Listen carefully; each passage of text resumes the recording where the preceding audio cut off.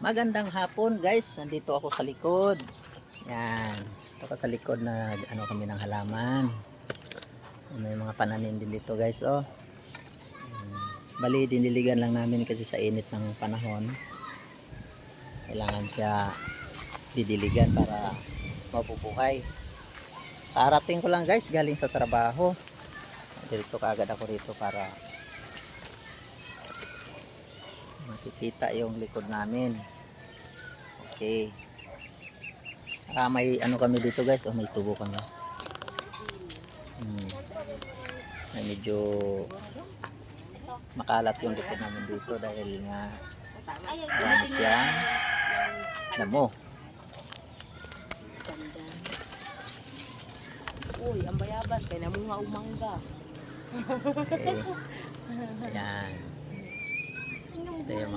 Ito yung misis ko sa likod. Namunga. Ayan. Dahil may bunga na bayabas ko. Bunga. Pakita mo ang bunga sa bayabas. Saan? Pakita mo yan. Ito. Yung daming bunga ng bayabas. Hala, doy, hubas na rundoy. Hubas rundoy. Ito, daming bunga.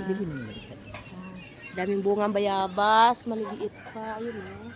Kaso maliliit pa eh. Di makita. Ito sa kabila. Daming bunga. Ayun o. Maliliit pa lang siya. Ayun o. Daming bunga. Ayan, daming bunga. Yan. Daming bunga. Bulaklak pa lang siya. Kaso Bulaklak. maliliit pa. Ayan siya. Guyabano natin. Daming bunga o. Ayun o. May mga putot na siya o. Ayun o. Pati guyabano. Guyabano. Dami rin bunga. Okay. May bunga na pala to. Ayun o. May bunga na. Maliliit pa nga lang siya. Okay guys, nandito kami oh. Pero masaya din dito, lalo na pag ganitong oras. Mamurmay na yung ano Medyo pala yung malamig yung hangin dahil ang paligid dito puro yung puno. ano, yung tawag doon, Kaya ayun eh. medyo hindi kami hindi mainit. Kayo mito? Oh, kayo mito. Saka marami kaming alubati dito.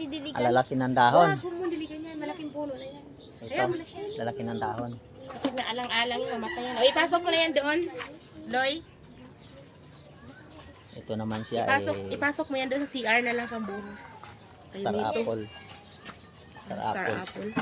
Pakiilaw sa likod Kaso na, nga guys. lang, Saksak sa likod Wala pang bunga. Maliit pa yan.